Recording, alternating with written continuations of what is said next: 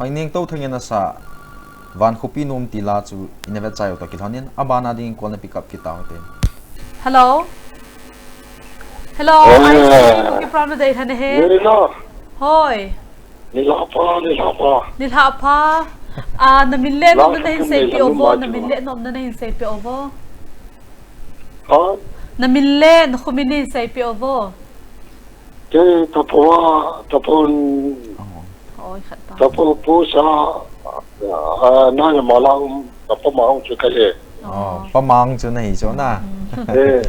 Ala pamang ipibola merina bonan ko jam ke kalasi dita hala. Tu kala tera tu ja chu tu la am ka titla. Ka po hira ka po hira. Po hi benang mang ngai dam san. Anom na kan se nang chu ngai dam chang san hai bu be. Ai le ala chin se yo ipila de kal ngala lo me.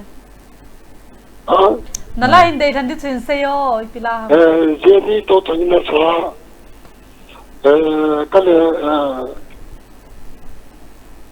Kale na kam le shi ta. Album min la pa. Album min chu ka ta lo chu. Ngai dam na cross ham kat ngui dan na. Ngai dam na cross pa cha. Ngai dam na cross na. Kalian na gam lei si ni na pa. Langai ta ka na hindai than kha in a hele. Angai dinga mi hi koi na hindai than mo hin se in ne. Angai dinga hi ta sar bi ni ba ujan se Haokip le aloi nu uve ning. Chile pa tong se Haokip. Chile kazinu le kata te ho. Chile le ma ko nga sosun ba te amma le aloi nu ngai ding. Ai le pa zani chun Father's Day muntina anaki mangin na.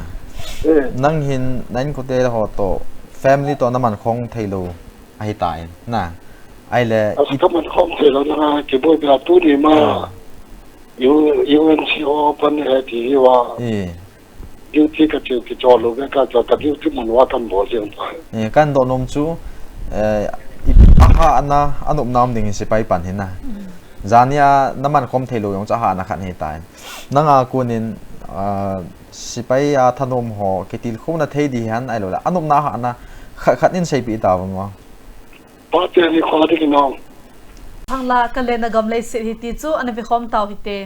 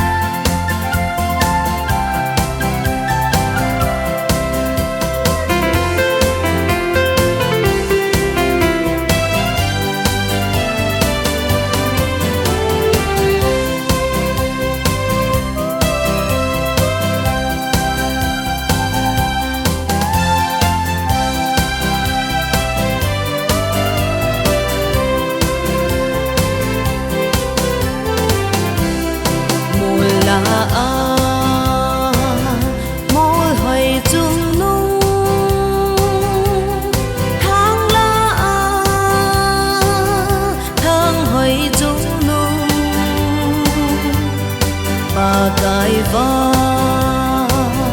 chơi na yên thong dinh hen na gầm sung na ca lên na ngắm lấy xe mi chung ba thế mong bị chẳng hen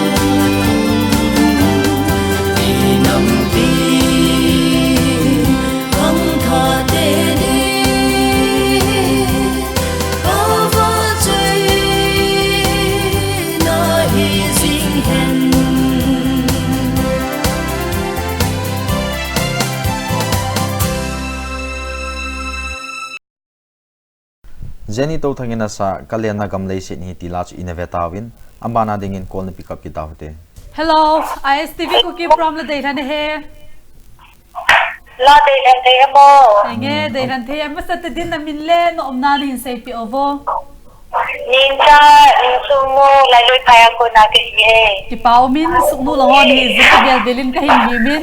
Ay letu ni adi nga hi ipilanin Ladeilhen di hay mo sayo. Oh, kita tiyan tayo sa kuy gamlan. Ipila na hindi no maham. Lung tuling no tree kita nga mel hoylan na hite ho. Ki paumin Akay gay na hong po zin. Natim ba zin. Kaya ko ko gamla kay kalit pa sa ilaw so. Kuy ngay diyan nan dayl ham ale. Ha? Kuy ngay diyan nan dayl ham. The person you are. Ladeilhen gitu to kalau kapay mo cuma ngay dia kay Ladeilhen ye. Adi siya na mapa chu. Ha? Adi siya na mapa ngay di nga nan dayl. nang adi sa manu. Ay nge lawlay pa di sa namani. Nge ki paumin na lahi langay tahi in kini nang di kale ka nga alalhinin kini baw sa hilaw ISTV video honjong ang alal diu kataasanin ki paumin itlanin Ladeilhen jin exitun nala Ladeilhen hi thanum tana na ve khom taw hite ole. Nge kipaw me. Tu na bana ding hi banga mil hoilanu ti te chu an ve khom taw hite.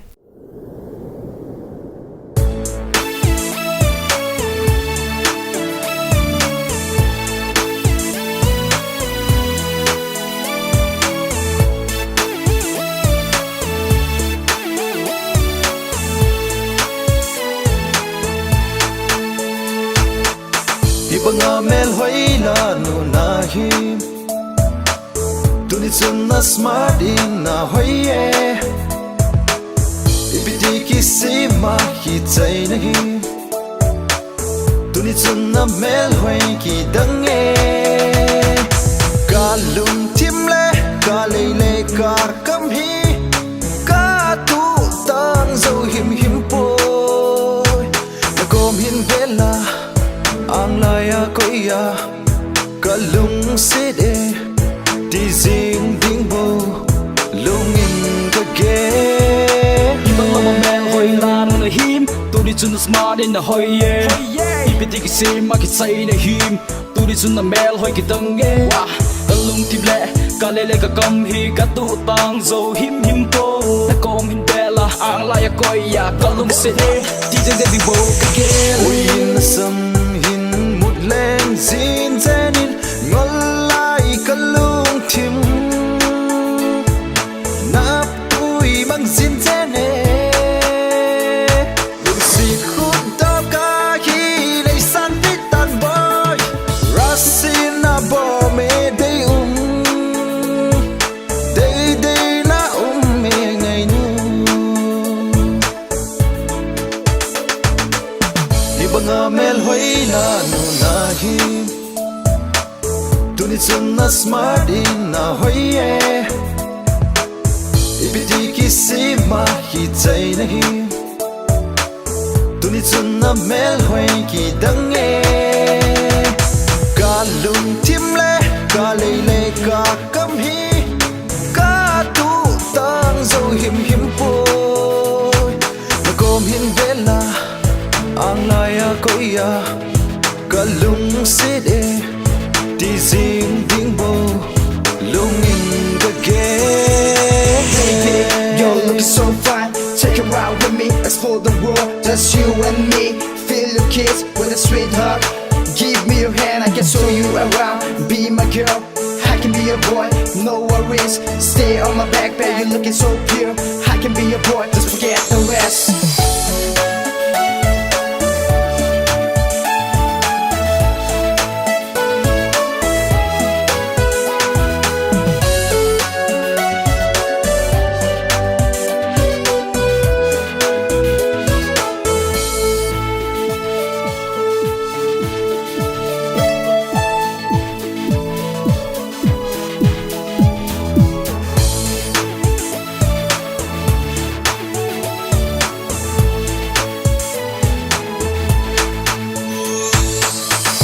Tâm lạ nắng bầu cân về gì nghe nắng bầu cân mù gì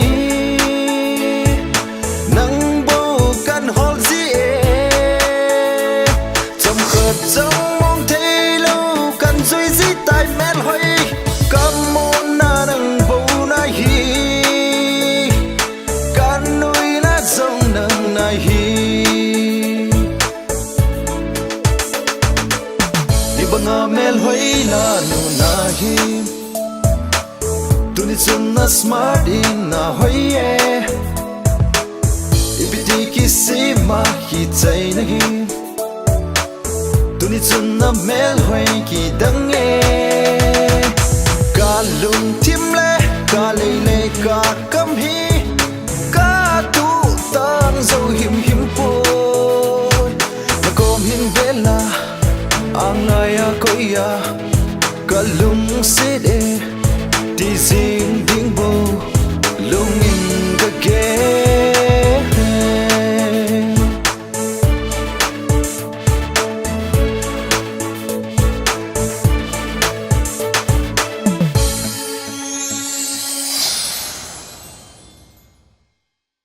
Ibanga mel hoi lanu ti last inevita win abana ding call na pick up kita hote.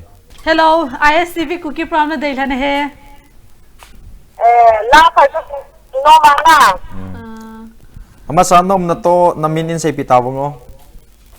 Min na hile now song lay makuha pa na an bol he. Oh. Ay le ipila hamon hindi num chin say peyo. Lun ngayon to kung sana. Say adian lom pa kaya siyan ba? Say lom pa kaya siyan. Soy adya lom pa kay na. Lun ngay ning tau thang na. Ay lun ngayon to thangin si album a family wa sao in sumay sam ko. In sumay sam na. Amo family asa pe no ko. Kuy ngay diyan handay la nam la. Ngay di nga kay lan sile. Kaya ako nga kau paliaw to ulang sa ipo. Bale suno nga kau ino to sa pagmoto kau to tong to aba sa to alita to. Kipaw me ay le ahichilahi ay pizi penahi ngay na sa aham azik niyo kanin sa ipo. Dito sila family lang ato sila biyahe na.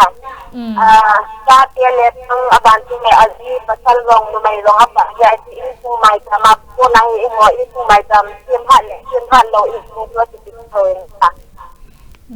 Isi may tam na lang hindi ang isong family lang pasil lang yan ang sa agalam yung lekan daw saving doon sa aga mo siya to.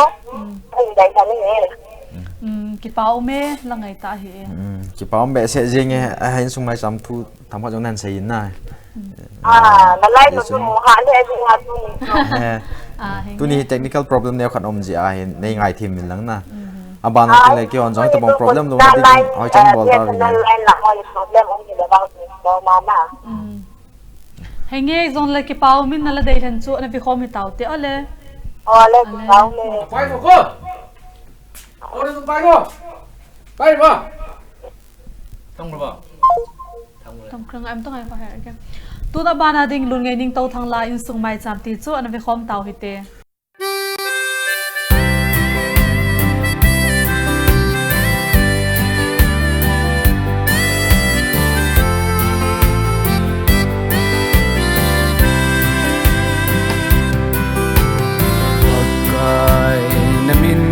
Thang vậy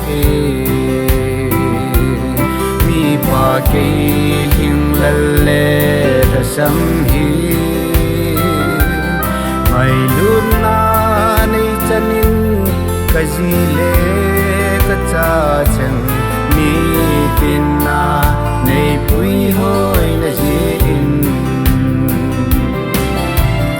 in sung ki kim ma va chai la sa mai chang sim khom hi alo bi e thu la la ki hil na tao khom na mun in sung mai chang ano me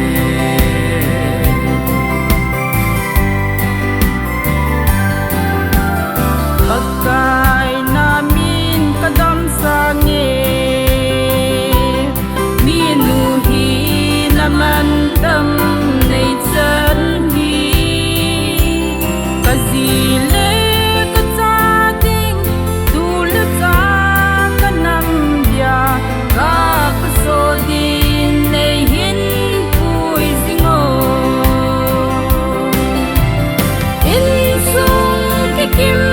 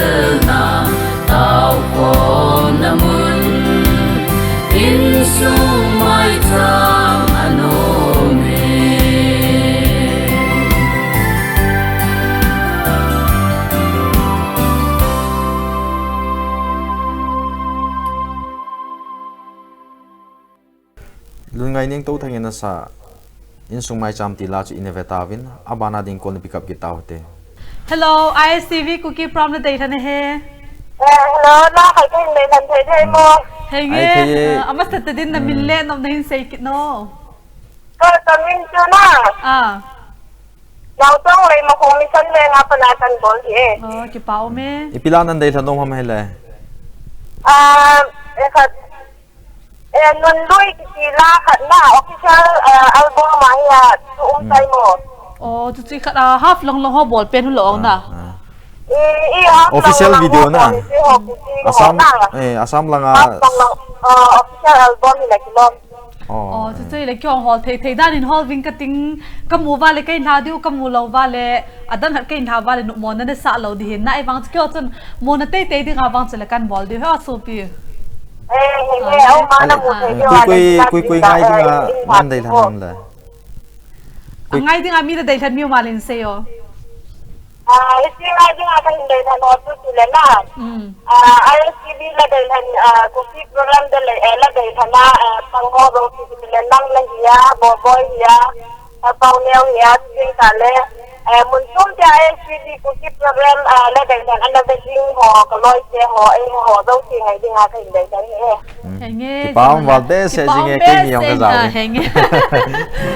ka to loi no me se ngai dinga ni dei than ko ne rong ni Manipur om lo le kilo me ni dong la ma na le hitin le che si le for wa thon de ama ngai dinga long kai dei than kana se yon de nge supi zon la ki pau min nala Ladeilhen chu na ve pengal tau hite le pau tu na bana ding nun loi ti chu na ve khom tau hite lên na sit lấy chunga hin o lung sit nang bo kana chanin lung mit nin nang bo na lang zingi pha chi sa ko kit hello ko kit kan nom tang nghe zi o lung de lên khom lai ni ho iti kamil ta dem sen gol ngày bang i khan kho lung sen nang ngày pul đâu mai ta nghe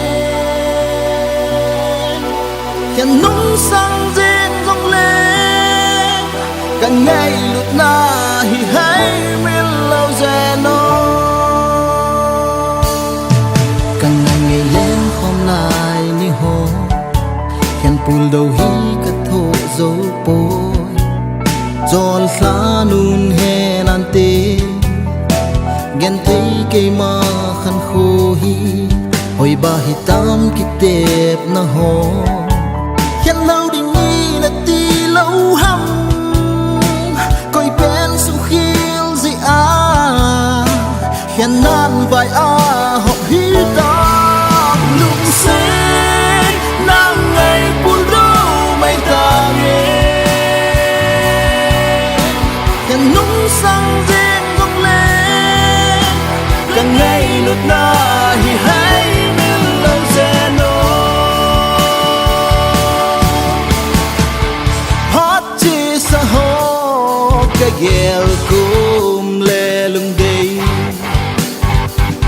nang ngày na in ka bang thei zipo ka lung sit nan vàng ngân nung ahin dui dinh nghe hàm giang phẩm mây ta nó ngày chung lâu tâm xe liền mang thả nó ngày nên lưu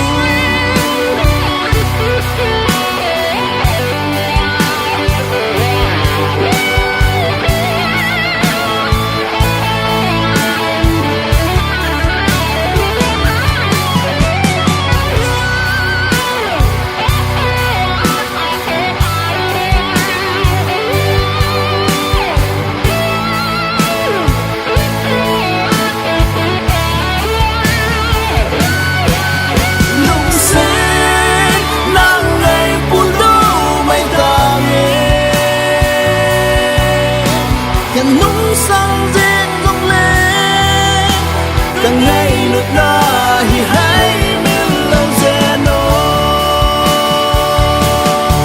lần na sụt lấy chunga hin o lung sit nang bo kana chanin lung mit nin nang bo na lang zingi pha che sa ko ki the lo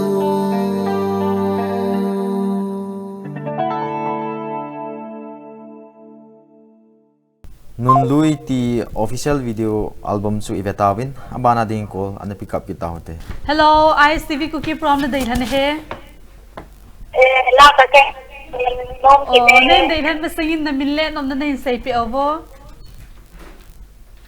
ni at tin lu lui khaya kon oh lai lui phai te chana phau ke bin a popular ra hitawe tu nia dinga tu nia dinga popular hitawe na hela tu nia dinga pilan de la no mai mo iseo lain kan dia mo sinin na ika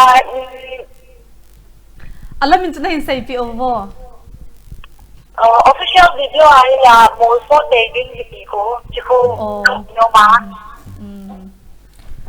ala koi ngai dingan dei lan koi ngai dingan dei lan ham ngai dingan ju kaloi ka pai no na gol angle fit to sa boboy nang to merina nang to thank you ani sa lo to kan dei na gol lang ko na hin nung agol lang ko kan dei apa ekipa me ke le merina jong kalung tum han mol so han ing kating na kalung tum mol so me tang kate sila kon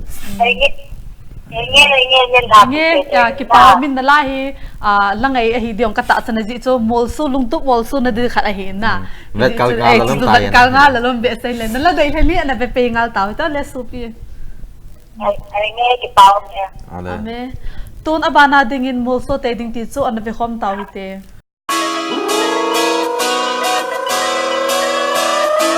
Okay, alright. You probably know who we are, right? Alright, the way we fly up so high, have nothing else, take it down. Yeah, hethem ganti hasad dalhan no min tamhatari gimbol nakut no nagel say mosu dedi kagul kapai teng to len tangi some be alright, I'ma be alright. Holla holla get high, not a law. I never been a hater, always treated the right, but I always been a hater throughout my life. Let's go. Smoke some weed on a holiday, riding with my homie, driving me harder. Yeah. Love and hate real and I'm meant to go. Loving someone must be hate to do. I will never let myself forget you, motherfuckers. Though you might be holding AK-47 and 16, I don't care. I stand for the right and gonna fight to win this. So such a mouth asshole. I see how I'm rolling over you, whole motherfucker roll.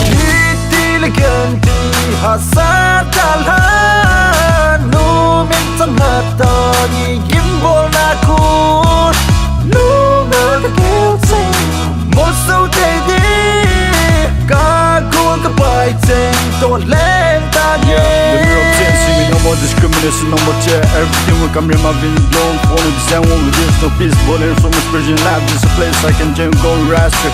You need to pray for a better day. Chicken to you, I mean, you must get fine to the very on this world. This is survive, cause nobody care for you. I mean, in this our getting busy, searching for life, we need to Lord. Black is white, is okay with the same age. But let me tell you something. Why do I have to pick someone for? You will never understand what I mean for. Fuck you, bitch, you're killing me, yeah.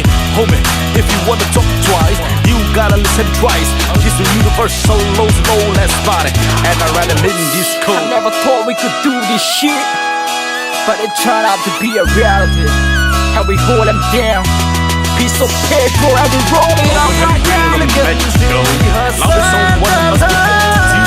I will never let myself get to motherfuckers. Told you might be holding AK-47 and 16, don't care. I stand for the right and gonna fight to win this. So such a mouth asshole. I see how I'm rolling over you, whole motherfucker roll. Mulso te ding ti official video ivetavin abana ding kol ni pick up kitaute. hello ISTV Kuki from Ladeilhen he Naminto no umnanin say pivo masapenin. Πριν kami hindi lang siya na sa dito ay Singapore ako. Oh, ale na humin la. Kakuminto rin kapopi. Oh. Ala ipilanan del hanu ham tu niya he.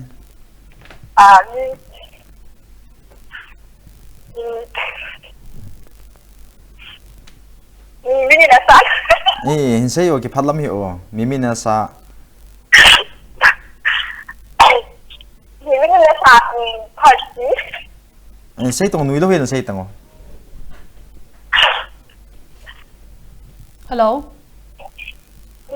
Mimi ini na sana. Hati siya sa atin ko ngay nyo niya. Hat ki khel sa na Officer video. Ini na sa impact. chu na ikhat audio bo si amna lai cho a video om lo lai ja Video om nai lo ja chu video om pen khat na hindai than. Video mo mo thế na. Video mo na Video mo chon le. Mai ta.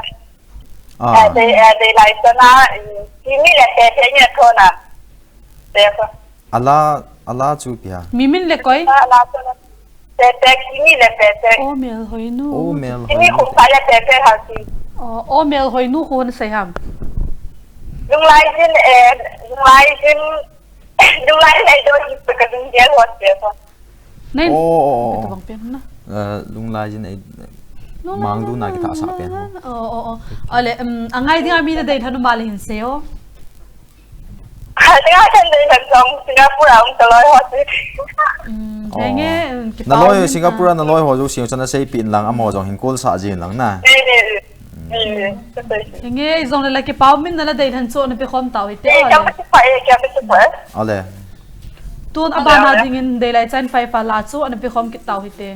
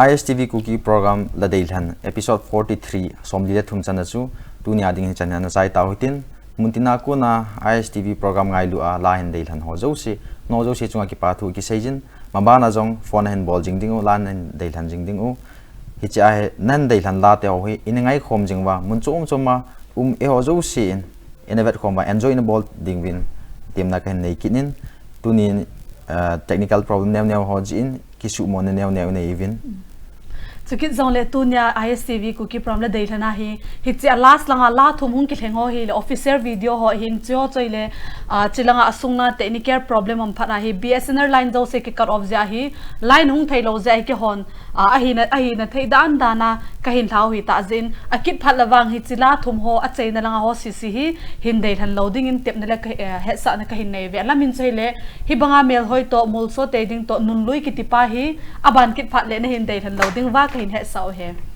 tunya ding hi chan hin anukum kha taw Hong song